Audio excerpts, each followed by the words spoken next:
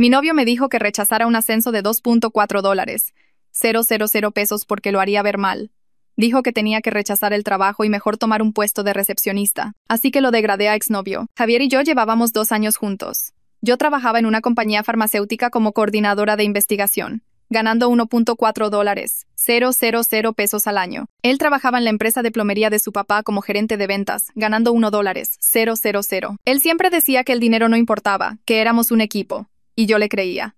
El mes pasado mi jefa me llamó a su oficina. Me ofreció el puesto de directora de ensayos clínicos. Salario de $2.4, 000 pesos. Coche de la empresa. 4 semanas de vacaciones y opciones de acciones. Había trabajado semanas de 60 horas durante 5 años para ganarme esto. Me quedaba tarde leyendo protocolos, tomaba cursos de certificación los fines de semana y volaba a conferencias, pagadas de mi bolsillo, para hacer contactos. Cuando le conté a Javier esa noche, su cara cambió. No estaba feliz ni orgulloso. Era otra cosa. Dijo que debíamos pensarlo bien. Le pregunté qué había que pensar. Dijo que un ascenso así venía con mucho estrés y horas más largas, que yo ya estaba cansada de mi trabajo actual, que tal vez debería enfocarme en nuestra relación en lugar de mi carrera. Pensé que le preocupaba que me fuera a quemar del estrés. Pero luego empezó a enumerar otros problemas, que su mamá no entendería por qué yo ganaba más que él, que su hermano haría bromas pesadas en la comida del domingo, que sus amigos pensarían que él era menos hombre. De hecho, usó esas palabras exactas. Menos hombre. Dijo que debía considerar cómo mi éxito afectaría su reputación. Le dije que su reputación no era mi responsabilidad. Ahí fue cuando se puso pesado. Dijo que yo era una egoísta, que las relaciones requerían sacrificio, que su exnovia sí entendía la importancia de dejar que el hombre fuera el proveedor. Sacó a tema a su exnovia, la que trabajaba medio tiempo en una florería, la misma de la que siempre dijo que era aburrida y sin ambición. De repente, ella era la pareja ideal. Durante una semana anduvo sentido. No quiso celebrar conmigo. No le contó a nadie sobre mi ascenso. Cuando mis papás me llamaron para felicitarme, se salió del cuarto. Cuando mi hermana mandó una botella de champaña, dijo que era una exageración. Empezó a reenviarme artículos sobre mujeres que se arrepentían de priorizar sus carreras sobre la familia. Historias de mujeres exitosas que terminaban solas. Estadísticas sobre las tasas de divorcio cuando las esposas ganaban más. Dejó abierta en mi laptop una entrada de blog llamada "Cómo ser una pareja que apoya sin perderte a ti misma". El post trataba sobre mujeres que daban un paso atrás para dejar brillar a sus hombres. Luego vino el ultimátum. 3 días antes de que tuviera que dar mi respuesta, Javier me sentó. Dijo que lo había estado pensando y que se dio cuenta de que esta promoción nos destruiría. Si lo aceptaba, él siempre se sentiría inferior. Su familia lo juzgaría. Sus compañeros se reirían a sus espaldas. Necesitaba que lo rechazara. Por nosotros. Por nuestro futuro. Incluso había llamado a un amigo de su papá, dueño de un consultorio dental. Me consiguió una entrevista para un puesto de recepcionista. $700 pesos al año, pero con horario fijo y sin estrés. Perfecto para cuando tuviéramos hijos. Hijos de los que nunca habíamos hablado. Le dije. Claro que no. Dijo que yo estaba escogiendo el dinero sobre el amor, que era una materialista y una ambiciosa, que ningún hombre querría a una mujer que necesitara ser la jefa, que su mamá le advirtió que yo era demasiado ambiciosa. Su mamá, que no había trabajado ni un día de su vida y se gastaba el dinero de su esposo en bolsas de diseñador. Empaqué mis cosas esa noche mientras él estaba en casa de sus cuates. Me llevé todo lo que era mío, que resultó ser la mayor parte del departamento, ya que yo había pagado los muebles, la tele y los electrodomésticos. Le dejé su silla gamer y el colchón que trajo de casa de su mamá. Llegó a un depa vacío y me llamó gritando. Dijo que yo era una vengativa y una loca, que me arrepentiría a los 40, sola y abandonada, que nadie querría a una mujer que ponía primero su carrera. Colgué y bloqueé su número. Pero no había terminado. Mi teléfono empezó a sonar a la mañana siguiente de un número que no reconocí. Lo ignoré. Luego entró otra llamada de un número diferente. Y otra. Al final del día tenía 7 llamadas perdidas de 7 números diferentes. Empezaron a llegar los mensajes de voz. En el primero, Javier lloraba, diciendo que lo sentía y que solo necesitaba hablar conmigo. En el segundo me llamaba egoísta y decía que estaba tirando 2 años a la basura por dinero. En el tercero se disculpaba de nuevo y me rogaba que le devolviera la llamada. En el cuarto decía que estaba siendo infantil e inmadura.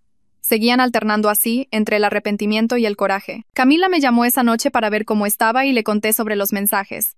Me dijo que guardara todos y cada uno de ellos, que no borrara nada. Dijo que podría necesitar pruebas más tarde si las cosas empeoraban. No quería pensar en que las cosas empeoraran, pero los guardé de todos modos. Escuchar su voz me revolvía el estómago. 3 días después de mudarme, estaba desempacando cajas en mi nuevo departamento cuando sonó el interfón. El guardia de seguridad de la entrada me dijo que alguien llamado Javier estaba allí para verme. Mi corazón empezó a latir rápido. Le pregunté cómo demonios sabía mi dirección, si había tenido cuidado de no decirle a dónde me mudaba. El guardia dijo que no sabía, pero que si lo dejaba subir. Le dije que de ninguna manera y que Javier no tenía permitida la entrada a la propiedad. Nunca. El guardia dijo que tomaría nota y lo escoltaría fuera. Me quedé allí temblando como por 10 minutos después de colgar. Esa misma tarde mi mamá me llamó, sonaba molesta. Dijo que la mamá de Javier le acababa de llamar, llorando, sobre cómo le había roto el corazón a su hijo. La mamá de Javier le dijo a mi mamá que yo arruiné su vida por ser demasiado ambiciosa y preocuparme más por mi carrera que por nuestra relación. Dijo que Javier estaba tan triste que apenas podía levantarse de la cama. Mi mamá dijo que le respondió que Javier rompió su propia relación al tratar de controlar mi carrera y obligarme a rechazar un ascenso que me gané. Luego, mi mamá me advirtió que esto podría empeorar antes de mejorar. Dijo que la familia de Javier estaba claramente en negación sobre su comportamiento y que podrían seguir intentando hacerme ver como la mala. Me sentí agotada solo de pensar en lidiar con toda su familia además de todo lo demás. Llegó el lunes por la mañana y comencé mi primer día como directora de ensayos clínicos. Me sentía emocionada y exhausta al mismo tiempo por todo el drama de Javier durante el fin de semana. Mi nueva oficina estaba en el 4º piso, con ventanales enormes que daban a la ciudad. Pasé mi hora de comida simplemente sentada en mi silla, mirando la vista. Para esto había trabajado 60 horas semanales durante 5 años, clases de fin de semana, conferencias que pagué yo misma.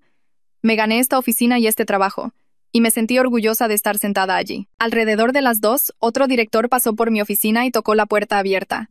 Se presentó como David y dijo que había comenzado hacía unos 3 meses. Se ofreció a darme consejos sobre cómo lidiar con la política de la empresa y de quién cuidarme. Fue amigable, pero no de forma rara o incómoda por ser yo una mujer en un puesto de liderazgo, lo cual se sintió muy bien después de lidiar con la inseguridad de Javier por tanto tiempo. David me contó sobre los diferentes jefes de departamento y cuáles eran serviciales versus cuáles solo les gustaba crear problemas. Hablamos quizás 20 minutos y luego regresó a su oficina. A la mañana siguiente revisé mi correo del trabajo y encontré un mensaje de una dirección que no reconocí. El correo decía que le había robado dinero a Javier y destruido su propiedad cuando me mudé. Decía que yo era una ladrona y una mentirosa y que la gente debía saber qué tipo de persona era realmente. Me temblaban las manos mientras lo leía. Se lo reenvié inmediatamente a Lorena, de RH, con un mensaje explicando que Javier era mi exnovio que me había dicho que rechazara mi ascenso. Dije que me había estado llamando desde diferentes números y que se había presentado en mi edificio. Quería que RH lo supiera en caso de que intentara contactar a la empresa de nuevo. Lorena me llamó en menos de 1 hora y me pidió que fuera a su oficina. Tomó la situación muy en serio y comenzó a anotar todo lo que le dije. Dijo que la empresa ya había lidiado con situaciones en las que la vida personal de alguien afectaba su seguridad laboral. Me hizo preguntas detalladas sobre cuándo terminamos Javier y yo y qué había estado haciendo él desde entonces. Luego me preguntó si me sentía segura, y me di cuenta de que ya no estaba segura. Le dije que no creía que Javier me lastimara físicamente, pero que no sabía qué más podría hacer. Tomó notas de todo y dijo que había marcado mi nombre con la seguridad del edificio para que supieran que debían vigilarlo. Ese fin de semana, Javier publicó en redes sociales sobre las interesadas que dejan a sus parejas en cuanto tienen un poco de éxito. No usó mi nombre, pero etiquetó a un montón de amigos en común en la publicación. No respondí ni reaccioné en absoluto, pero varios amigos comenzaron a enviarme mensajes preguntando qué había pasado entre nosotros. Algunos parecían genuinamente preocupados y otros parecían que solo querían chisme. No respondí a la mayoría porque estaba demasiado cansada para explicar toda la historia una y otra vez. El domingo por la tarde me reuní con Camila en un café cerca de mi departamento. Le conté todo. Las llamadas de diferentes números, Javier apareciendo en mi edificio, su mamá llamando a mi mamá y ahora el correo falso a mi trabajo. Camila se enojó mucho por mí. Dijo que Javier estaba escalando su comportamiento y que necesitaba documentar todo cuidadosamente. Insistió en que debía pensar en conseguir una abogada o presentar algún tipo de denuncia legal antes de que esto empeorara. Me sentía abrumada por la idea de abogados y acciones legales. Solo quería que me dejara en paz para poder concentrarme en mi nuevo trabajo. Llegó el lunes por la mañana y tuve mi primera junta con mi nuevo equipo. 12 coordinadores de investigación ahora me reportaban directamente. Me paré al frente de la sala de conferencias repasando nuestros ensayos actuales y las próximas fechas límite. Se sentía extraño y un poco irreal ser yo quien dirigía la junta en lugar de estar sentada en la audiencia. A mitad de la junta, me caché preguntándome si Javier tendría razón en que no podría manejar la presión de este puesto. Pero bloqueé ese pensamiento con fuerza y seguí hablando sobre los cronogramas del protocolo. Estas personas contaban conmigo para liderarlos y no iba a dejar que la voz de Javier en mi cabeza me hiciera dudar de mí misma. Después de la junta, 3 de los coordinadores se quedaron para hacer preguntas sobre sus proyectos específicos. Respondí a cada una y sentí que mi confianza regresaba con cada respuesta. Conocía este trabajo al derecho y al revés. Me gané este ascenso gracias a mi habilidad real y trabajo duro, no por suerte o conexiones. La opinión de Javier sobre lo que yo podía o no podía manejar ya no importaba. Él no era mi problema para gestionar ni su ego para proteger. Tenía todo un equipo dependiendo de mí ahora y responsabilidades reales que importaban mucho más que sus sentimientos heridos por ganar menos dinero que yo. El martes por la tarde recibí un mensaje de Facebook de Marcos, el hermano de Javier. Dijo que yo había avergonzado a toda su familia y que Javier estaba destrozado por mi culpa. Escribió que yo actuaba como si fuera mejor que todos y que Javier merecía a alguien que lo apreciara. Tomé una captura de pantalla de todo el mensaje y la guardé en la carpeta de mi computadora donde estaba guardando todo lo relacionado con Javier. Luego bloqueé a Marcos en todas las plataformas que se me ocurrieron. No respondí porque no había nada que decirle a alguien que pensaba que el comportamiento de Javier era mi culpa. 2 semanas después de asumir mi nuevo rol, estaba gestionando 3 ensayos clínicos importantes a la vez. El ensayo aprobaba un nuevo medicamento para la diabetes y teníamos 200 pacientes inscritos en 15 sitios. El ensayo B se centraba en trastornos autoinmunes con 90 pacientes en 8 ubicaciones. El ensayo C era nuestro proyecto más grande. Un estudio cardiovascular con 350 pacientes en 20 sitios a nivel nacional. Creé sistemas de seguimiento para cada ensayo usando hojas de cálculo con códigos de color que mostraban los números de inscripción, eventos adversos, desviaciones del protocolo y métricas de rendimiento del sitio. Durante mi revisión semanal con mi jefa, ella abrió mi panel de organización en su computadora y pasó 5 minutos solo mirándolo. Me dijo que el sistema era exactamente lo que el departamento necesitaba y me preguntó si podía capacitar a los otros coordinadores para usar métodos similares. Sentí una oleada de orgullo que no tenía nada que ver con Javier o con demostrarle que estaba equivocado. Era solo yo, siendo buena en mi trabajo porque trabajaba duro y sabía lo que estaba haciendo. Mi confianza comenzó a regresar en pequeños momentos como ese, cuando recordaba que me gané este puesto por habilidad real. El viernes por la noche, alrededor de las 2 de la mañana, sonó mi teléfono con un número que no reconocí. Estaba medio dormida y contesté sin pensar. La voz de Javier salió, divagando sobre cómo nunca aprecié todo lo que hizo por mí. Dijo que él apoyó mi carrera y me ayudó a llegar a donde estaba hoy. Afirmó que siempre me animó a trabajar duro e ir tras las promociones. La reescritura total de la historia fue impactante, but la hora me preocupó más. ¿Por qué llamaba a las 2 de la mañana? ¿Estaba borracho o simplemente no podía dormir porque estaba pensando en mí? Colgué y bloqueé ese número también, pero no pude volver a dormirme. La semana siguiente, fui a la compañía telefónica y cambié mi número por completo. Solo le di el nuevo número a mis papás, mi hermana y Camila. Durante 3 días mi teléfono permaneció en silencio y se sintió como un alivio. Sin números desconocidos llamando, sin mensajes de voz de Javier, sin mensajes de sus familiares. Empecé a pensar que tal vez finalmente se había cansado. El jueves por la mañana, Lorena de RH llamó al teléfono de mi escritorio y me pidió que fuera a su oficina. Su voz sonaba seria y profesional de una manera que me revolvió el estómago. Cuando llegué, cerró la puerta detrás de mí y dijo que alguien se había puesto en contacto con la línea de información general de la empresa. Afirmaron que yo estaba involucrada en fraude de investigación y en poner en peligro a los pacientes. Dijeron que yo falsificaba datos en ensayos clínicos y ponía vidas de personas en riesgo. Las acusaciones eran completamente inventadas, pero Lorena explicó que RH tenía que investigar cualquier queja ética sobre los empleados. Necesitaba que yo supiera que esto estaba sucediendo y que se estaba tomando en serio. Sentí que se me calentaba la cara y mis manos comenzaron a temblar. Le dije a Lorena que esto era Javier, mi exnovio que intentó hacerme rechazar mi ascenso. Ella asintió y dijo que recordaba nuestra conversación previa sobre él. 1 hora después, estaba sentada en la sala de conferencias de RH frente a Lorena mientras ella me hacía preguntas de un formulario. ¿Tenía acceso a los datos de los ensayos? Sí. ¿Alguna vez modifiqué datos sin la autorización adecuada? No. ¿Alguna vez había comprometido la seguridad del paciente? Absolutamente no. Claramente ella no creía las acusaciones, pero tenía que anotar mis respuestas y documentarlo todo. Podía ver en su cara que solo estaba haciendo su trabajo y que todo esto era procedimiento. Le expliqué sobre la campaña de acoso de Javier y cómo había ido empeorando. Abrí mi teléfono y le mostré capturas de pantalla de mensajes de él y su hermano. Saqué mi carpeta de documentación e imprimí copias de todo con fechas y horas. Lorena tomó notas de todo y agregó los papeles a un archivo con mi nombre. Llamaron a mi jefa a una reunión con RH esa tarde.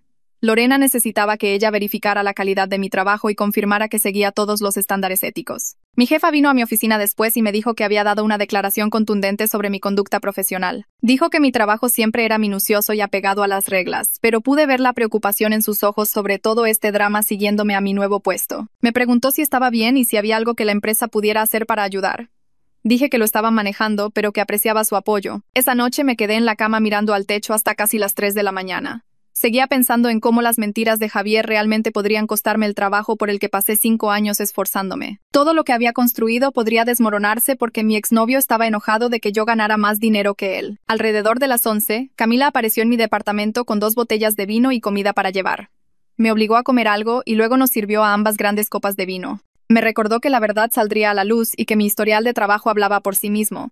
Dijo que tenía documentación de todo y que RH vería a través de la queja falsa de Javier. La investigación de RH tomó 4 días en total. Durante todo ese tiempo sentí que todos en el trabajo sabían lo que estaba pasando y me estaban juzgando. Imaginaba a la gente susurrando sobre mí en la sala de descanso o preguntándose si las acusaciones serían ciertas. Cada vez que alguien me miraba, pensaba que estaban pensando en la investigación. David notó que parecía estresada durante una reunión de departamento y me alcanzó después en el pasillo. Me preguntó si quería ir por un café y dije que sí, porque necesitaba hablar con alguien que entendiera la política laboral. Fuimos a la cafetería del primer piso y terminé contándole todo mientras tomábamos lates. Le expliqué sobre Javier oponiéndose a mi ascenso, la ruptura, el acoso y ahora la falsa queja de ética. David escuchó sin interrumpir y cuando terminé, me dijo que su exesposa intentó sabotear su carrera durante su divorcio. Ella contactó a su antiguo empleador afirmando que él había robado información confidencial y violado su contrato de trabajo. Nada de eso era cierto, pero tuvo que pasar por toda una investigación que duró 3 semanas. Dijo que sobrevivió y reconstruyó su reputación.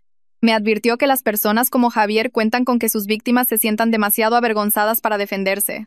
Creen que si hacen suficiente ruido y causan suficientes problemas, simplemente te rendirás y te irás. Me dijo que lo mejor que podía hacer era documentar todo, cooperar plenamente con RH y seguir haciendo un trabajo excelente. A la mañana siguiente, Lorena me llamó a su oficina con una carpeta cerrada en sus manos.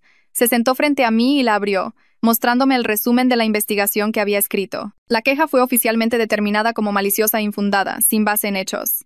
Había notado la correlación temporal con mi reciente ruptura y el patrón de acoso documentado de Javier. Cerró la carpeta y me miró directamente. Me sugirió que tal vez quisiera consultar a una abogada sobre el comportamiento de Javier, porque este patrón de interferencia en el lugar de trabajo, combinado con los otros contactos, era preocupante. Le agradecí por manejar todo profesionalmente y volví a mi oficina sintiéndome aliviada y preocupada a la vez. La investigación había terminado, pero Javier claramente no se detendría. Llamé a Camila durante mi hora de comida y le dije lo que Lorena había dicho sobre conseguir una abogada. Inmediatamente comenzó a buscar en su teléfono abogadas de acoso en nuestra área. Encontró a Carmen, que se especializaba en casos de acoso y hostigamiento, con buenas críticas de otras mujeres que habían lidiado con exparejas. La consulta costaba $4 y el anticipo era de $60 si decidía contratarla. Sentí que se me caía el estómago por el costo, pero Camila me interrumpió antes de que pudiera decir algo. Me dijo que me prestaría el dinero si lo necesitaba, porque mi seguridad valía mucho más que $60. Hice la cita para el jueves por la tarde e intenté concentrarme en el trabajo el resto del día. Llegó el jueves y conduje hasta la oficina de Carmen en un edificio del centro, cerca de los juzgados. Su oficina era pequeña pero profesional, con libros de leyes forrando las paredes y expedientes apilados en su escritorio. Tendría unos 40 y tantos años, con el pelo corto y canoso y una forma de hablar directa que me hizo sentir que había visto esta situación 100 veces antes. Le entregué la carpeta que había estado guardando con toda mi documentación. Capturas de pantalla de mensajes, el correo falso a mi trabajo, cronología de eventos, notas de conversaciones. Pasó 20 minutos leyendo todo mientras yo me mordía las uñas. Cuando finalmente levantó la vista, me dijo que tenía bases sólidas para una orden de restricción u orden de alejamiento basada en el patrón de contacto, la interferencia laboral y el comportamiento en escalada. Me explicó el proceso y cuánto tiempo tomaría. Luego me advirtió que presentar la orden podría hacer que Javier se enojara más antes de que las cosas mejoraran. Algunas personas ven una orden de restricción como un desafío o una prueba de que están perdiendo el control. Le pregunté si eso significaba que no debía hacerlo, y dijo que no. Significaba que debía estar preparada y documentar cualquier violación de inmediato. Pasé ese fin de semana sentada en mi departamento pensando si seguir adelante con la acción legal. Una parte de mí solo quería ignorar a Javier y esperar que se aburriera y se detuviera. Pero otra parte sabía que esperar no era una estrategia y él ya había demostrado que no se detendría por su cuenta. El sábado por la noche mi hermana llamó para ver cómo estaba. Le conté sobre la reunión con Carmen y mi duda sobre hacer esto más público y oficial. Mi hermana se quedó callada un segundo y luego me dijo que quedarse callada nunca detiene a los abusones. Simplemente siguen presionando hasta que alguien les responde. Me recordó que Javier ya lo estaba haciendo público al contactar a mi lugar de trabajo y publicar en redes sociales. Yo solo lo estaba haciendo oficial de una manera que realmente me protegería. Después de colgar, supe que tenía razón. Le envié un mensaje de texto a Carmen diciéndole que quería seguir adelante con la orden de restricción. El lunes por la mañana me desperté con una notificación en mi teléfono. Alguien me había etiquetado en una publicación de LinkedIn. Abrí la aplicación y sentí que se me helaba la sangre. Javier había creado un perfil falso usando el nombre David Vera y afirmando ser un ex colega de un puesto de investigación que tuve hace 4 años. El perfil parecía real, con una foto profesional que debió sacar de algún lugar y un historial laboral detallado. David Vera había publicado una reseña sobre mí diciendo que era poco ética y difícil para trabajar, que tomaba atajos en los protocolos de investigación y creaba ambientes de trabajo hostiles. El perfil incluía detalles específicos sobre proyectos en los que había trabajado que solo Javier sabría porque yo se los había contado. Detalles sobre un desacuerdo que tuve con un supervisor anterior y un ensayo que se retrasó por problemas de inscripción. Había torcido todo para hacerme sonar incompetente y peligrosa. Me temblaban las manos mientras tomaba capturas de pantalla de todo. El perfil, la publicación, los detalles que incluyó. Reporté el perfil falso a LinkedIn de inmediato con una explicación detallada y todas mis capturas. Luego le reenvié todo a Carmen con un mensaje explicando lo que había encontrado. Respondió en menos de una hora diciendo que esto fortalecía nuestro caso significativamente.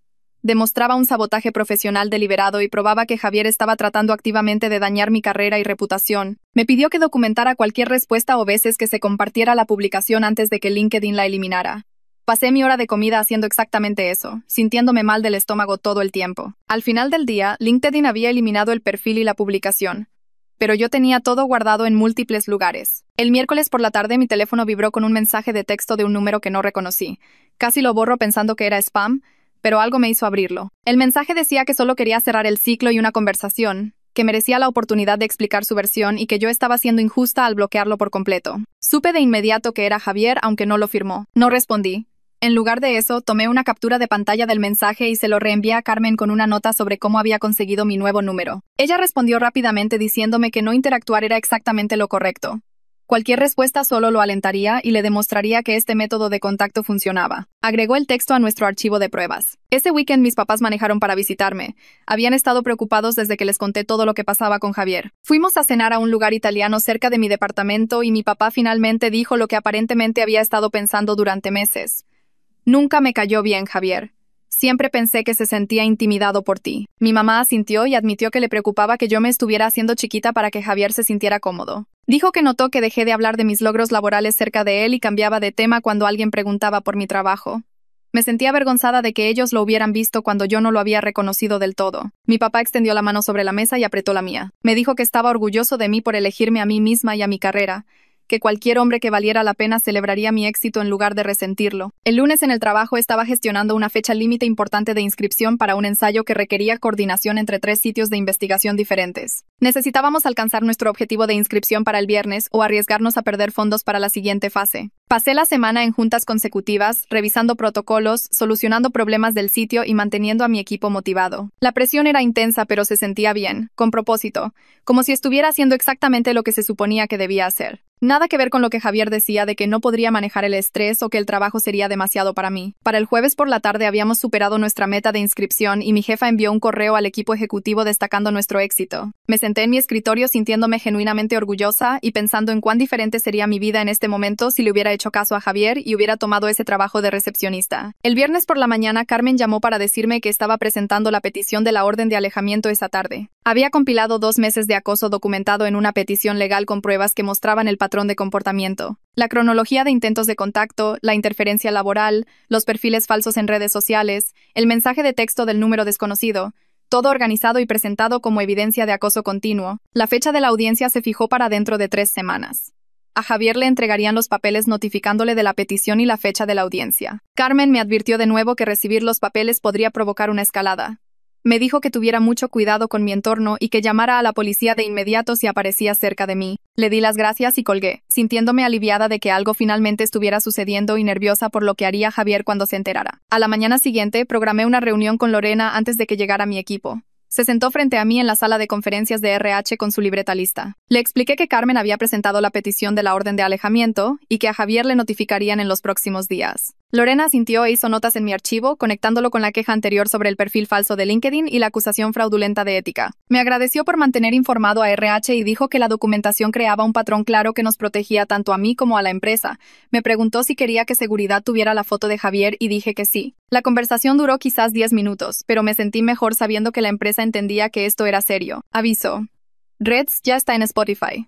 Checa el enlace en la descripción o comentarios. 2 días después, Carmen me llamó durante mi hora de comida. El notificador le había entregado los papeles de la orden de restricción a Javier en el negocio de plomería de su padre esa mañana. Dijo que Javier llamó inmediatamente a su oficina y dejó 3 mensajes de voz, cada uno más enojado que el anterior. En los mensajes gritaba que yo estaba arruinando su vida y haciéndolo quedar como un criminal frente a su padre y los empleados. Afirmó que yo era una vengativa y que él solo había estado tratando de tener una conversación. Carmen dijo que su reacción era típica de las personas que genuinamente creen que tienen derecho a acceder a alguien, independientemente de los deseos de esa persona. Agregó sus mensajes de voz a nuestro archivo de pruebas porque demostraban exactamente por qué necesitaba la orden de protección. Esa tarde mi papá me llamó sonando frustrado. Don Arturo, el padre de Javier, de alguna manera había conseguido el número de celular de mi papá y lo llamó a su trabajo. Don Arturo le pidió a mi papá que me convenciera de retirar la acción legal porque estaba dañando la reputación de Javier y dificultando las cosas en el negocio familiar. Mi papá me dijo que le respondió que Javier dañó su propia reputación al acosarme y que yo tenía todo el derecho de protegerme. Don Arturo intentó argumentar que los hombres son así y que Javier solo me amaba demasiado para dejarme ir. Mi papá lo paró en seco y dijo que si don Arturo volvía a llamar, lo agregaría al archivo de pruebas que demostraba que toda la familia solapaba el comportamiento de Javier. Me sentí agradecida de que mis papás entendieran y apoyaran mis decisiones sin cuestionar. Las siguientes 2 semanas pasaron sin ningún contacto de Javier, lo cual de alguna manera me puso más ansiosa que el acoso constante. Seguía revisando mi teléfono esperando mensajes de enojo o viendo su coche en el estacionamiento. Carmen me explicó que esto era completamente normal cuando la llamé preocupada. Dijo que los demandados a menudo guardaban silencio antes de las audiencias, ya sea porque su abogado se lo decía o porque estaban planeando su estrategia de defensa. El silencio se sentía ominoso en lugar de pacífico. Me descubrí mirando sobre mi hombro en el supermercado y revisando las cerraduras de mi departamento varias veces antes de acostarme. Un miércoles por la mañana abrí mi correo personal y encontré un mensaje de la madre de Javier enviado a una dirección que ni siquiera sabía que tenía. El correo era largo, probablemente 8 párrafos, rogándome que recordara los buenos tiempos que Javier y yo compartimos. Escribió sobre las cenas familiares en las que yo me reía de sus chistes y las festividades en las que la ayudaba en la cocina. Dijo que yo estaba rompiendo a su familia y que Javier había estado deprimido desde que me fui. Afirmó que apenas comía y pasaba todo el tiempo en su habitación de la infancia. El correo me pintaba como cruel y desalmada por buscar acciones legales cuando Javier solo necesitaba cerrar el ciclo y una oportunidad de disculparse adecuadamente. Terminó diciendo que siempre había pensado en mí como una hija y no podía entender cómo me había vuelto tan fría. Me sentí mal al leerlo, pero no respondí. En lugar de eso, reenvié todo el correo a Carmen con una nota explicando que nunca le había dado a su madre esta dirección de correo. Carmen respondió en menos de 1 hora diciendo que lo estaba agregando a nuestro archivo de pruebas. Escribió que el hecho de que su familia solapara su comportamiento y me contactara en su nombre era parte de por qué Javier pensaba que sus acciones eran aceptables. Dijo que las personas que crecen con padres que les ponen excusas nunca aprenden que sus elecciones tienen consecuencias. El correo en realidad fortalecía nuestro caso al mostrar que el patrón se extendía más allá de solo Javier. En el trabajo, las cosas iban sorprendentemente bien a pesar de todo lo que sucedía en mi vida personal. Mi equipo había estado trabajando en la inscripción de pacientes para un ensayo importante con una fecha límite ajustada. Necesitábamos 200 participantes para fin de mes, y yo había estado coordinando entre 3 sitios de investigación diferentes para alcanzar nuestros números. Para el jueves por la tarde, habíamos inscrito a 212 participantes, terminando 2 días antes de lo previsto. Mi jefa lo mencionó en nuestra reunión de departamento el viernes, elogiando mi liderazgo y habilidades organizativas frente a los otros directores. Me senté allí sintiéndome genuinamente orgullosa de lo que estaba logrando. El trabajo me daba algo concreto en que enfocarme cuando todo lo demás se sentía caótico e incierto. David y yo habíamos comenzado a comer juntos aproximadamente 1 vez por semana. Comenzó de manera casual cuando ambos coincidimos en la cafetería al mismo tiempo, pero se convirtió en algo regular donde discutíamos ensayos y estrategias. Me trataba como una colega competente, nunca haciendo preguntas invasivas sobre Javier o volviendo la situación incómoda. Hablábamos sobre desafíos de inscripción, problemas de protocolo y la política del departamento. Tener una amistad laboral que fuera solo sobre trabajo se sentía refrescante. David nunca actuó como si yo fuera frágil o necesitara un trato especial debido a la situación de la orden de restricción. 3 días antes de la audiencia judicial, Camila me envió un mensaje con una captura de pantalla de Instagram. Javier había creado una nueva cuenta usando una variación de su antiguo nombre de usuario. Había publicado una serie de fotos de nuestra relación con largos pies de fotos sobre cómo lo había usado y desechado cuando obtuve mi ascenso. Una foto nos mostraba en la boda de su hermano con un pie de foto sobre cómo fingía amar a su familia. Otra era de unas vacaciones que tomamos, con un texto sobre cómo dejé que él pagara todo y luego lo abandoné. Las publicaciones eran públicas y ya tenían comentarios de personas que no conocía. Me sentí expuesta de una manera que el acoso privado no me había hecho sentir. ¿Esto estaba ahí fuera para que cualquiera lo viera? Pintándome como una villana ante extraños. Pasé 1 hora documentando todo. Capturas de pantalla de cada publicación, los detalles de la cuenta, las marcas de tiempo, los comentarios. Guardé todo en mi carpeta de pruebas y envié copias por correo a Carmen. Luego hice privada mi cuenta de Instagram y bloqueé el nuevo perfil, pero el daño se sentía hecho. Esas fotos y mentiras estaban ahí, en público, donde mis compañeros de trabajo y amigos podían verlas. El lunes por la mañana, mi jefa me llamó a su oficina antes de nuestra revisión semanal programada. Cerró la puerta y me preguntó directamente si estaba a salvo. Varios empleados me seguían en redes sociales y habían visto las publicaciones de Javier en Instagram durante el fin de semana. Ella misma las había visto después de que alguien se lo mencionara. Quería saber si la empresa necesitaba aumentar las medidas de seguridad o si había algo más que pudieran hacer para ayudar. Aprecié su franqueza en lugar de andarse con rodeos. Le expliqué sobre la audiencia de la orden de restricción programada para el jueves y le aseguré que seguridad ya tenía la foto de Javier. Me dijo que le avisara de inmediato si algo escalaba y que mi seguridad era más importante que cualquier fecha límite de trabajo. La conversación duró quizás 15 minutos, pero saber que mi jefa y la empresa se tomaban esto en serio me hizo sentir menos sola lidiando con ello. Me preguntó si quería hablar sobre lo que pasaría en la audiencia para sentirme preparada. Le expliqué que Carmen me había guiado a través del proceso, pero escucharlo de alguien que había pasado por algo similar en realidad ayudó más que la explicación legal. Mi jefa me contó sobre un exnovio que se apareció en su antiguo lugar de trabajo hace 15 años. Lo asustada que se sentía caminando hacia su coche todos los días, cómo la empresa en ese entonces no hizo nada para ayudar. Dijo que se aseguró, cuando se convirtió en directora, de que sus empleados nunca se sintieran tan inseguros. La conversación duró quizás 20 minutos, pero salí de su oficina sintiendo que alguien realmente entendía lo agotador que era hacer un buen trabajo mientras constantemente miraba sobre tu hombro. Esa tarde, Administración de Instalaciones llamó a mi extensión para reasignar mi lugar de estacionamiento. Me movieron del estacionamiento trasero a un espacio justo al lado de la entrada principal, uno de los lugares generalmente reservados para ejecutivos. Seguridad recibió una foto actualizada de Javier e instrucciones de llamar a la policía de inmediato si aparecía en la propiedad de la empresa. Me senté en mi nuevo lugar de estacionamiento después del trabajo ese día y sentí que una ola de ira me invadía. El hecho de que todo esto fuera necesario, que mi empresa tuviera que tratar a mi exnovio como una amenaza legítima, que no pudiera simplemente estacionarme en el lote regular como una persona normal. Estaba enojada con Javier de nuevo por complicar tanto mi vida, por obligar a todos a mi alrededor a adaptarse a su incapacidad para manejar el rechazo como un adulto. El jueves por la mañana llegó más rápido de lo que quería. Camila pasó por mí a las 8 porque no confiaba en mí misma para conducir hasta el juzgado sin que me temblaran las manos todo el camino. Trajo café y sándwiches de desayuno y no trató de hacer plática cuando claramente no estaba de humor. Carmen nos encontró fuera de la sala del tribunal a las 9:30. Se veía profesional y tranquila, lo que ayudó a calmar algunos de mis nervios. Me recordó que me mantuviera callada a menos que el juez me hiciera una pregunta directa, que dejara que ella manejara los argumentos legales, que mantuviera mi rostro neutral sin importar lo que dijera Javier. Entramos a la sala y Javier ya estaba allí con su padre. Sin abogado, sin representación legal, solo ellos dos sentados en el lado opuesto luciendo como si pensaran que todo esto era un gran malentendido. Javier llevaba una camisa de botones y pantalones caqui como si fuera una entrevista de trabajo. Su padre seguía susurrándole al oído y dándole palmaditas en el hombro. El juez llamó el caso y pidió a ambas partes que presentaran sus posiciones.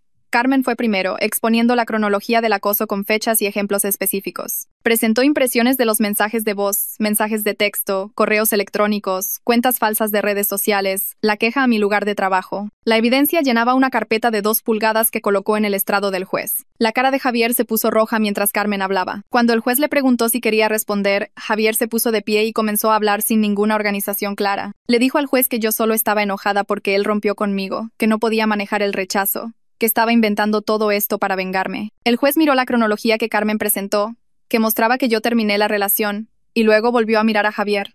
Le pidió que explicara por qué contactó a mi lugar de trabajo si él había terminado conmigo. Javier tropezó con sus palabras, dijo que solo intentaba advertirles sobre mi carácter, que pensaba que debían saber qué tipo de persona era realmente. El juez preguntó por qué creó cuentas falsas en redes sociales. Javier dijo que necesitaba una forma de contar su versión de la historia después de que lo bloqueé de todas partes. Sus respuestas seguían contradiciendo su afirmación de que él había terminado la relación. El juez comenzó a hacer preguntas más específicas sobre la queja laboral. ¿Por qué me acusó de fraude en la investigación si solo quería cerrar el ciclo? ¿Por qué contactó la línea de información general de mi empresa en lugar de contactarme directamente? Javier se puso a la defensiva y su voz se hizo más fuerte. Dijo que yo estaba arruinando su reputación, que sus amigos le hacían preguntas, que su familia estaba molesta. El juez le pidió que bajara la voz. Su padre intentó intervenir y el juez le dijo firmemente que él no era parte en este caso. Carmen presentó las publicaciones de Instagram y el correo electrónico de la madre de Javier como evidencia adicional del patrón de acoso que se extendía a su familia. Javier comenzó a argumentar que su madre solo intentaba ayudar, que yo estaba siendo irrazonable al involucrar a los tribunales. Cuanto más hablaba, peor dejaba su caso. Su ira allí mismo, en la sala del tribunal, demostraba exactamente por qué necesitaba protección de él. El juez tardó unos 5 minutos en revisar toda la evidencia. Luego concedió la orden de alejamiento por 1 año. Enumeró los términos en voz alta. Javier no podía contactarme directa o indirectamente. No podía acercarse a menos de 150 metros de mi casa o lugar de trabajo. No podía publicar sobre mí en redes sociales, ni hacer que nadie más me contactara en su nombre. Las violaciones resultarían en arresto inmediato. A Javier literalmente se le cayó la boca, como si no pudiera creer que había consecuencias reales por sus acciones. Su padre comenzó a decir algo y el juez lo calló de inmediato. Salir del juzgado se sintió surrealista. Mis piernas temblaban y me di cuenta de que había estado conteniendo la tensión en todo mi cuerpo durante la última hora. Camila me abrazó en el estacionamiento y casi me pongo a llorar de alivio. Carmen me recordó que la orden de restricción era solo un pedazo de papel. Algunas personas las respetaban. Algunas personas las violaban por despecho. Necesitaba reportar cualquier violación de inmediato, no darle oportunidades ni tratar de manejarlo yo misma. Dijo que algunas personas escalan después de perder el control en la corte porque están enojadas por la humillación pública. Prometí llamar a la policía a la primera señal de cualquier contacto. El fin de semana después de la audiencia, apenas salí de mi departamento. Me sentía agotada de una manera que no tenía nada que ver con estar físicamente cansada, simplemente drenada por meses de lidiar con el acoso de Javier y el estrés de los procedimientos legales. Para el lunes me sentía más como yo misma de nuevo. El trabajo esa semana fue notablemente más tranquilo sin la ansiedad constante de fondo sobre lo que Javier podría hacer a continuación. No saltaba cada vez que sonaba mi teléfono ni miraba por encima del hombro en el estacionamiento.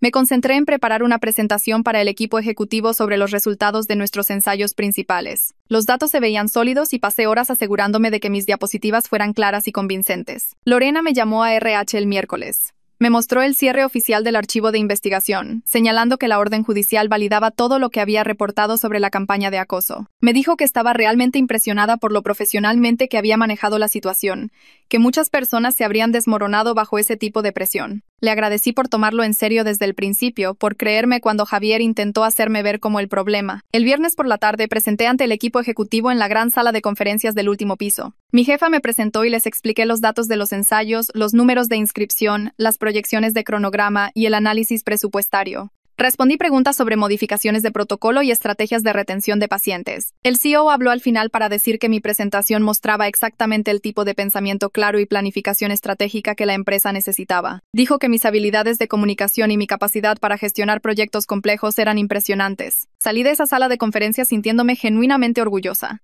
Para esto había trabajado, para esto habían sido todas esas semanas de 60 horas y cursos de fin de semana. Reconocimiento basado puramente en mi habilidad para hacer bien el trabajo. Nada que ver con el ego o la inseguridad de nadie sobre mi éxito. 2 semanas después, mi teléfono vibró con un mensaje de texto de un número que no reconocí. El mensaje me revolvió el estómago. Javier había usado el teléfono de su padre para enviarme 3 párrafos sobre cómo destruí su vida y puse a todos sus amigos en su contra debido al caso judicial. Dijo que yo era. Afirmó que solo quería explicar su versión y que yo estaba siendo irrazonable al negarme a hablar con él como un adulto. Tomé capturas de pantalla de cada mensaje antes de que pudiera borrarlos.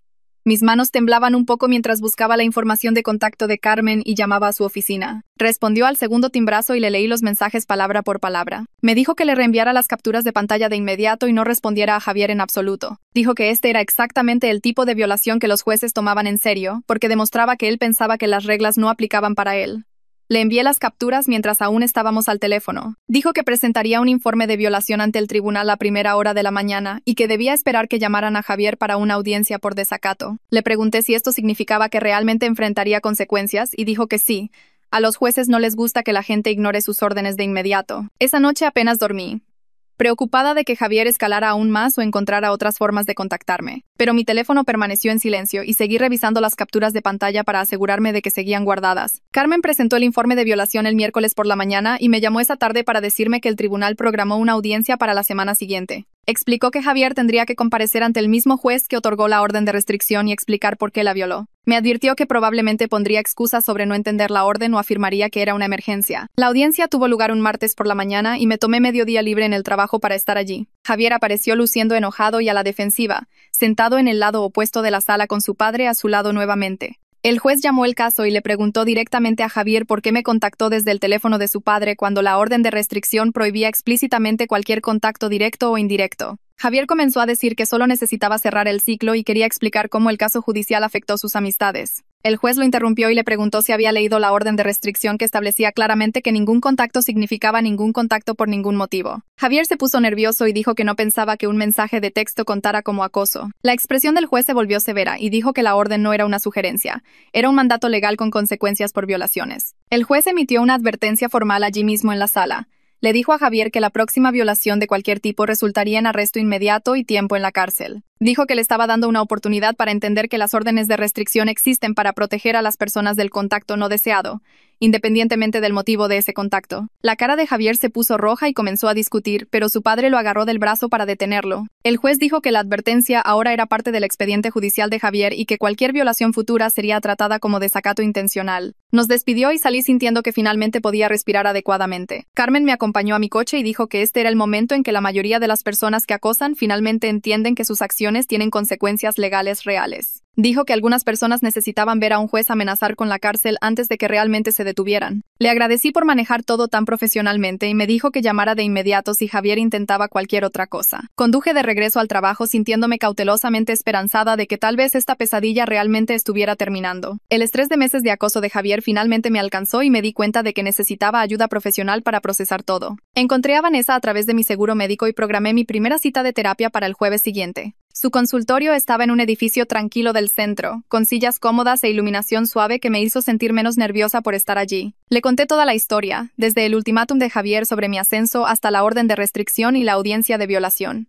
Escuchó sin interrumpir y luego dijo algo que me sorprendió. Me dijo que el comportamiento de Javier fue abuso emocional mucho antes de que comenzara la campaña de acoso. Había estado tan concentrada en el acoso y la interferencia laboral que realmente no había pensado en cómo me trató durante nuestra relación. Vanessa señaló que exigir que rechazara mi ascenso era un comportamiento controlador diseñado para mantenerme dependiente y pequeña. Dijo que los artículos que me enviaba y la presión sobre las opiniones de su familia eran tácticas de manipulación para hacerme dudar de mí misma. Durante las siguientes sesiones, trabajamos en cómo yo había minimizado mis propios logros durante la relación para evitar desencadenar la inseguridad de Javier. Le conté a Vanessa sobre quedarme callada cuando su familia hacía comentarios sobre mi trabajo o cómo minimizaba mis éxitos cuando sus amigos preguntaban sobre el trabajo. Me preguntó por qué me sentía responsable de gestionar las emociones de Javier sobre mi carrera. Dije que pensaba que estaba siendo comprensiva y considerada con sus sentimientos. Vanessa negó con la cabeza y explicó que estaba sacrificando mi propia alegría y orgullo para proteger su ego. Dijo que las parejas sanas celebran el éxito del otro en lugar de exigirle a la otra persona que apague su luz. Empecé a llorar en su consultorio porque me di cuenta de cuánta energía había gastado tratando de hacer que Javier se sintiera cómodo con mis logros, en lugar de simplemente estar orgullosa de mí misma. Me pasó pañuelos desechables y me dijo que reconocer estos patrones era el primer paso para construir relaciones más saludables en el futuro. 3 meses después de la audiencia de la orden de restricción, estaba genuinamente prosperando en el trabajo. Gestionaba 5 ensayos clínicos importantes simultáneamente y mi equipo respetaba mi liderazgo sin que tuviera que demostrar mi valía constantemente. Había dejado de cuestionar cada decisión y aprendido a confiar en mi experiencia y juicio. Los ensayos progresaban sin problemas, con buenos números de inscripción y buenas tasas de retención de pacientes. Mi jefa elogió mis sistemas organizativos durante nuestra revisión mensual y dijo que el equipo ejecutivo estaba impresionado con mi desempeño. Me di cuenta de que ya no estaba caminando sobre cáscaras de huevo o preocupándome por lo que Javier podría hacer a continuación. La ansiedad de fondo constante que me había acompañado durante meses finalmente se disipó y pude concentrarme completamente en mi trabajo. Mi equipo comenzó a venir a mí con ideas y sugerencias en lugar de solo problemas, lo que demostraba que confiaban en mi estilo de liderazgo. Tomaba mis horas de comida completas sin revisar mi teléfono cada 5 minutos y realmente disfrutaba de la cafetería del centro cerca de nuestro edificio. David pasó por mi oficina una tarde y mencionó que había oído a través de contactos de la industria que el negocio del padre de Javier perdió un contrato importante con un sistema hospitalario regional. Dijo que aparentemente Javier le había estado quejándose a la gente de que de alguna manera era mi culpa por hacer quedar mal a su familia. No sentí absolutamente nada, excepto alivio de que Javier y sus problemas ya no fueran míos. David me preguntó si estaba bien y le dije honestamente que no me importaba lo que pasara con Javier o el negocio de su padre. Él asintió y dijo que esa era probablemente la respuesta más saludable. Fuimos por un café y hablamos sobre los nuevos protocolos de ensayo que llegaban a nuestro departamento. Aprecié que David nunca convirtió mi drama pasado en chisme ni me trató diferente por lo que pasó. Simplemente se mantuvo profesional y amigable sin entrometerse en mi vida personal más allá de asegurarse de que estuviera a salvo. Mi hermana vino de visita un fin de semana a principios de otoño y me dijo, a la hora de llegar, que parecía yo misma otra vez. Dijo que me veía más ligera y con más confianza de lo que me había visto en años. Fuimos de compras y salimos a cenar a un bonito restaurante italiano del centro que podía pagar fácilmente con mi nuevo salario. Pidió un vino caro y ni siquiera pestañeé con el precio porque estaba ganando buen dinero y podía darme ese gusto. Durante la cena, dijo que había estado preocupada por mí durante la relación con Javier porque parecía más pequeña de alguna manera, menos vibrante. Le pregunté a qué se refería y explicó que yo solía hablar sobre el trabajo con entusiasmo y orgullo, pero durante esos 2 años con Javier había comenzado a disculparme por mi éxito o a cambiar de tema rápidamente. Dijo que estaba contenta de que lo hubiera dejado cuando lo hice porque podía ver hacia dónde se dirigía esa relación. Nos reímos, chocamos nuestras copas de vino y me sentí agradecida de tener una familia que apoyaba mis decisiones. 8 meses después de asumir mi rol de directora, La compañía me ascendió a directora senior de ensayos clínicos. Mi jefa me llamó a su oficina un viernes por la tarde y me dijo que el equipo ejecutivo quería reconocer mis exitosos resultados en los ensayos y mi liderazgo de equipo con una mayor responsabilidad. El ascenso venía con otro aumento de sueldo y la supervisión de programas de ensayos adicionales en múltiples áreas terapéuticas. Estaría gestionando un equipo más grande y trabajando directamente con el director médico en la planificación estratégica. Acepté de inmediato, sin dudarlo ni dudar de mí misma. Esa noche llamé a mis papás para contarles y mi papá dijo que estaba orgulloso de cómo había manejado todo con Javier y construido mi carrera a pesar de los obstáculos. Mi mamá me recordó que las oportunidades correctas llegan cuando estás lista para ellas, y yo claramente estaba lista para este siguiente paso. Me encontré a uno de los amigos de Javier en una cafetería la semana siguiente mientras tomaba mi latte matutino antes del trabajo.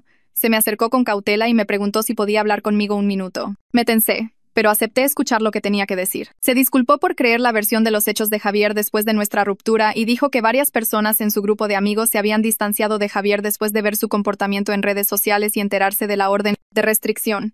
Me dijo que Javier le había estado diciendo a la gente que yo estaba loca y vengativa, pero luego lo del tribunal se hizo de conocimiento público y la gente comenzó a cuestionar su historia. Dijo que se sentía mal por no haberme contactado antes para ver cómo estaba y quería que supiera que no todos se tragaron la narrativa de víctima de Javier. Le agradecí por decírmelo y dije que apreciaba la disculpa. Me deseó lo mejor y se fue.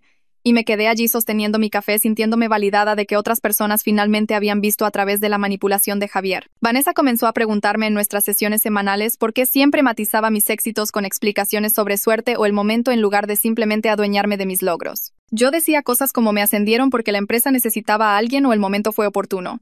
Y ella me detenía y señalaba que me lo gané a través de años de trabajo duro y habilidad. Me hizo practicar decir en voz alta que merecía mi puesto y mi salario sin agregar ninguna cláusula de exención de responsabilidad o disculpa. El ejercicio se sintió incómodo al principio, casi arrogante, pero explicó que a las mujeres seguras se las etiqueta como amenazantes, mientras que a los hombres seguros se les llama líderes. Trabajamos en ejemplos específicos de mi relación con Javier donde había minimizado mis logros para hacerlo sentir cómodo, como no mencionar mis presentaciones en conferencias o restar importancia a los comentarios positivos de mi jefe. Vanessa me ayudó a ver que la pareja correcta celebraría mi éxito en lugar de requerir que me encogiera para proteger su ego. Me pidió que notara cuándo empezaba a disculparme por ocupar espacio o lograr cosas. Y me di cuenta de que lo hacía constantemente en el trabajo y en situaciones sociales. Durante varios meses de terapia, practiqué aceptar cumplidos sin desviarlos y hablar sobre mi carrera con orgullo en lugar de vergüenza. Camila me llamó una noche y dijo que tenía un compañero de trabajo que estaba soltero y preguntó si me interesaría conocerlo para tomar un café. Dudé porque tener citas se sentía complicado después de todo lo de Javier, pero prometió que sería casual y sin presión. Su nombre era Jason y trabajaba en el departamento de marketing de Camila, y nos conocimos en una cafetería del centro un sábado por la tarde. Me preguntó sobre mi trabajo en los primeros 10 minutos y realmente escuchó cuando le expliqué la gestión de ensayos clínicos, en lugar de cambiar de tema o hacer bromas sobre que yo era la jefa. Jason me contó sobre un proyecto que estaba liderando en el trabajo y comparamos notas sobre la gestión de equipos y el trato con partes interesadas difíciles. La conversación fluyó fácilmente sin ninguna competencia extraña o él tratando de superar mis logros. Salimos en 2 citas casuales más durante el siguiente mes, pero la química no era la adecuada para algo serio y ambos lo reconocimos. Aún así, la experiencia me demostró que algunos hombres genuinamente querían una pareja con ambición en lugar de sentirse amenazados por ella. Un año después de empacar mis cosas y dejar el departamento de Javier, estaba sentada en mi oficina revisando los informes trimestrales de los 5 ensayos principales que mi equipo expandido estaba gestionando. Mi equipo había crecido a 20 coordinadores y asociados de investigación, todos reportándome a mí, y habíamos inscrito exitosamente a más de 3,000 pacientes en múltiples áreas terapéuticas. El título de directora senior venía con un salario que nunca imaginé ganar a los 32, además de las opciones de acciones que ahora realmente valían algo. Había tenido 3 citas casuales más en los últimos meses. Ninguna se convirtió en algo serio, pero todas fueron experiencias agradables con personas que respetaban mi carrera. Mi calendario mostraba planes para cenar con Camila mañana y un brunch con mi hermana el próximo fin de semana. El tipo de inversión regular en la amistad que había descuidado durante mi relación con Javier. Miré las métricas de éxito de mi equipo y me sentí genuinamente orgullosa, sin ninguna voz en mi cabeza diciéndome que fuera humilde o me disculpara por hacerlo bien. Escogerme a mí misma por encima de la inseguridad de Javier no fue egoísta, como él afirmó. Fue necesario para construir la vida que realmente quería, en lugar de encogerme en el pequeño espacio al que él había intentado confinarme. Bueno, esa es la épica conclusión de la pura mediocridad. Si sigues viendo tienes problemas de compromiso y respeto eso. Suscríbete y hagamos oficial este mal hábito.